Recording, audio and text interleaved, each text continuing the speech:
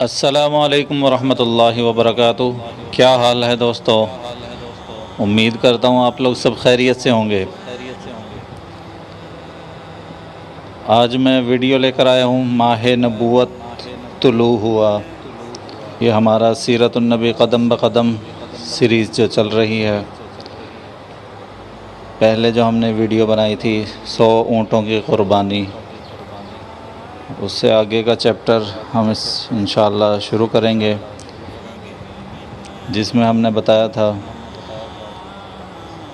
کہ عبدالمطلب نے اپنے بیٹے زبیر کو بھیجا۔ جب وہاں پہنچے تو عبداللہ کا انتقال ہو چکا تھا۔ مطلب یہ کہ آپ صلی اللہ علیہ وسلم اس دنیا میں اپنے والد کی وفات کے چند ماہ بعد تشریف لائے۔ ویڈیو میں آگے جانے سے پہلے جنہوں نے ہمارا چینل سبسکرائب نہیں کیا وہ ہمارے چینل کو سبسکرائب کر لیں اور بیل آئیکن کو پریس کریں، جو بالکل فری ہے۔ بسم اللہ الرحمن الرحیم۔ حضرت ابن عباس رضی اللہ تعالیٰ عنہ کہتے ہیں کہ نبی کریم صلی اللہ علیہ وآلہ وسلم اس دنیا میں تشریف لائے تو آپ کی اول نال کٹی ہوئی تھی۔ اول نال کو بچے کے پیدا ہونے کے بعد دایا کاٹتی ہیں۔ آپ ختنہ شدہ پیدا ہوئے۔ عبدالمطلب یہ دیکھ کر بے حد حیران ہوئے اور خوش بھی۔ وہ کہا کرتے تھے میرا یہ بیٹا نرالی شان کا ہوگا۔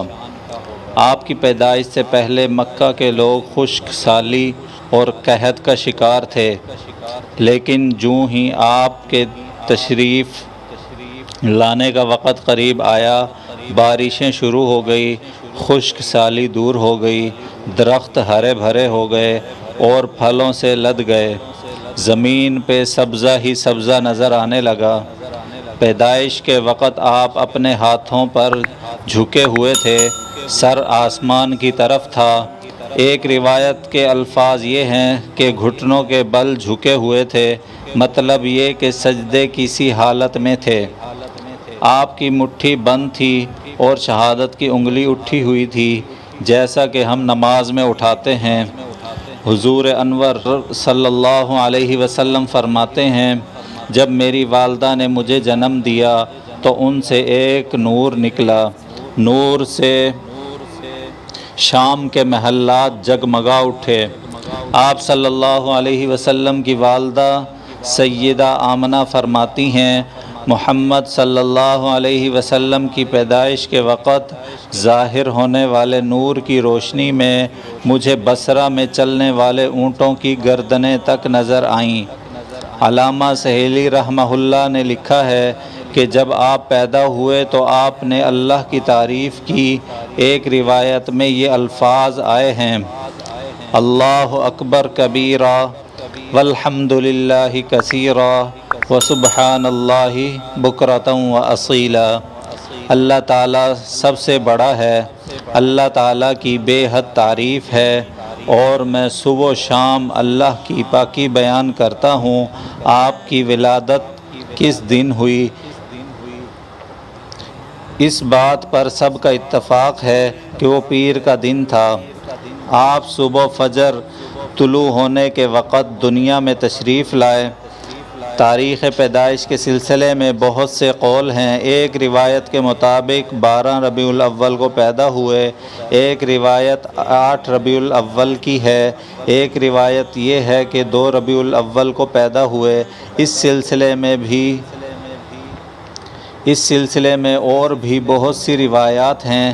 زیادہ تر مورخین کا خیال ہے کہ آپ 8 ربیع الاول کو پیدا ہوئے۔ تقویم کے طریقہ سے جب تاریخ نکالی گئی تو 9 ربیع الاول نکلی۔ مطلب یہ کہ اس بارے میں بالکل صحیح بات کسی کو معلوم نہیں۔ اس پر سب کا اتفاق ہے کہ مہینہ ربیع الاول کا تھا اور دن پیر کا۔ یہ بھی کہا جاتا ہے کہ آپ کو پیر کے دن ہی نبوت ملی، پیر کے روز ہی آپ نے مدینہ منورہ کی طرف ہجرت فرمائی اور پیر کے روز ہی آپ کی وفات ہوئی۔ آپ عام الفیل میں پیدا ہوئے، یعنی ہاتھیوں والے سال میں۔ اس سال کو ہاتھیوں والا سال اس لیے کہا جاتا ہے کہ ابرہہ نے ہاتھیوں کے ساتھ مکہ مکرمہ پر چڑھائی کی تھی۔ آپ کی پیدائش اس واقعے کے کچھ ہی دن بعد ہوئی تھی۔ واقعہ کچھ اس طرح ہے کہ ابرہہ یمن کا عیسائی حاکم تھا۔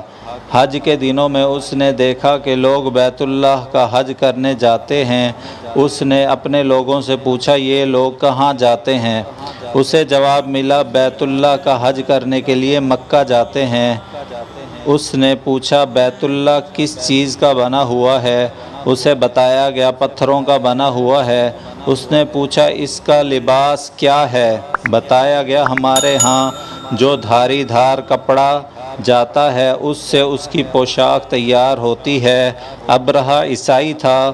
ساری بات سن کر اس نے کہا، مسیح کی قسم، میں تم لوگوں کے لیے اس سے اچھا گھر تعمیر کروں گا۔ اس طرح اس نے سرخ، سفید، زرد اور سیاہ پتھروں سے ایک گھر بنوایا، سونے اور چاندی سے اس کو سجایا، اس میں کئی دروازے رکھوائے، ان میں سونے کے پتھر جڑوائے، ان کے درمیان میں جواہر لگوائے، اس مکان میں ایک بڑا سا یاقوت لگوایا، پردے لگوائے، وہاں خوشبوئیں سلگانے کا انتظام کیا۔ اس کی دیوار پر اس قدر مشک ملا جاتا تھا کہ وہ سیاہ رنگ کی ہو گئی، یہاں تک کہ جواہر بھی نظر نہیں آتے تھے۔ پھر لوگوں سے کہا کہ اب تمہیں بیت اللہ کا حج کرنے کے لیے مکہ جانے کی ضرورت نہیں رہی، میں نے یہیں تمہارے لیے بیت اللہ بنوا دیا ہے، لہٰذا اب تم اس کا طواف کیا کرو۔ اس طرح کچھ قبائل کئی سال تک اس کا حج کرتے رہے، اس میں اعتکاف کرتے رہے، حج والے مناسک بھی یہیں ادا کرتے رہے۔ عرب کے ایک شخص نفیل خشمی سے یہ بات برداشت نہ ہو سکی، وہ اس مصنوعی خانہ کعبہ کے خلاف دل ہی دل میں کڑتا رہا۔ آخر اس نے دل میں ٹھان لی کہ وہ ابرہہ کی اس عمارت کو گندہ کر کے چھوڑے گا۔ پھر ایک رات اس نے چوری چھپے بہت سی گندگی اس کے اندر ڈال دی۔ ابرہہ کو معلوم ہوا تو سخت غضبناک ہوا، کہنے لگا، یہ کارروائی کسی عرب نے اپنے کعبہ کے لیے کی ہے، میں اس کو ڈھا دوں گا، اس کا ایک ایک پتھر توڑ دوں گا۔ اس نے شاہ حبشہ کو یہ تفصیلات لکھ دی، اس سے درخواست کی کہ وہ اپنا ہاتھی بھیج دے۔ اس ہاتھی کا نام محمود تھا۔ یہ اس قدر بڑا تھا کہ اتنا بڑا ہاتھی روئے زمین پر دیکھنے میں نہیں آیا تھا۔ جب ہاتھی اس کے پاس پہنچ گیا تو وہ اپنی فوج لے کر نکلا اور مکہ کا رخ کیا۔ یہ لشکر جب مکہ کے قریب پہنچا تو ابرہہ نے فوجیوں کو حکم دیا کہ ان لوگوں کے جانور لوٹ لیے جائیں۔ اس کے حکم پر فوجیوں نے جانور پکڑ لیے، ان میں عبد المطلب کے اونٹ بھی تھے۔ نیفل بھی ابرہہ کے ساتھ اس لشکر میں موجود تھا اور یہ عبد المطلب کا دوست تھا۔ عبد المطلب اس سے ملے، اونٹوں کے سلسلے میں بات کی۔ نفیل نے ابرہہ سے کہا، قریش کا سردار عبد المطلب ملنا چاہتا ہے، یہ شخص تمام عرب کا سردار ہے، شرف اور بزرگی اسے حاصل ہے، لوگوں میں اس کا بہت اثر ہے، لوگوں کو اچھے اچھے گھوڑے دیتا ہے، انہیں عطیات دیتا ہے، کھانا کھلاتا ہے۔ یہ گویا عبد المطلب کا تعارف تھا۔ ابرہہ نے انہیں ملاقات کے لیے بلا لیا۔ ابرہہ نے ان سے پوچھا، بتائیے آپ کیا چاہتے ہیں؟ انہوں نے جواب دیا، میں چاہتا ہوں میرے اونٹ مجھے واپس مل جائیں۔ ان کی بات سن کر ابرہہ بہت حیران ہوا۔ اس نے کہا، مجھے تو بتایا گیا تھا آپ عرب کے سردار ہیں، بہت عزت اور بزرگی کے مالک ہیں، لیکن لگتا ہے مجھ سے غلط بیانی کی گئی ہے، کیونکہ میرا خیال تھا آپ مجھ سے بیت اللہ کے بارے میں بات کریں گے، جس کو میں گرانے آیا ہوں اور جس کے ساتھ آپ سب کی عزت وابستہ ہے۔ لیکن آپ نے اس کی تو سرے سے بات ہی نہیں کی اور اپنے اونٹوں کا رونا لے کر بیٹھ گئے۔ یہ کیا بات ہوئی؟ اس کی بات سن کر عبد المطلب بولے، آپ مجھے میرے اونٹ واپس دے دیں، بیت اللہ کے ساتھ جو چاہے کریں، اس لیے کہ اس گھر کا ایک پروردگار ہے، وہ خود ہی اس کی حفاظت کرے گا، مجھے اس کے لیے فکر مند ہونے کی ضرورت نہیں۔ ان کی بات سن کر ابرہہ نے حکم دیا ان کے اونٹ واپس کر دیے جائیں۔ جب انہیں ان کے اونٹ واپس مل گئے تو انہوں نے ان کے سموں پر چمڑے چڑھا دیے، ان پر نشان لگا دیے، انہیں قربانی کے لیے وقف کر کے حرم میں چھوڑ دیا تاکہ پھر کوئی انہیں پکڑ لے تو حرم کا پروردگار اس پر غضبناک ہو۔ پھر عبد المطلب ہیرا پہاڑ پر چڑھ گئے، ان کے ساتھ ان کے کچھ دوست تھے۔ انہوں نے اللہ سے درخواست کی، اے اللہ، انسان اپنے سامان کی حفاظت کرتا ہے، تو اپنے سامان کی حفاظت کر۔ ادھر سے ابرہہ اپنا لشکر لے کر آگے بڑھا، وہ خود ہاتھی پر سوار لشکر کے درمیان موجود تھا۔ ایسے میں اس کے ہاتھی نے آگے بڑھنے سے انکار کر دیا، وہ زمین پر بیٹھ گیا۔ ہاتھی بانوں نے اسے اٹھانے کی کوشش کی لیکن وہ نہ اٹھا۔ اس نے اس کے سر پر ضربیں لگائیں، سریے چبھوئے، مگر وہ کھڑا نہ ہوا۔ کچھ سوچ کر انہوں نے اس کا رخ یمن کی طرف کیا تو وہ فوراً اس کی طرف چلنے لگا۔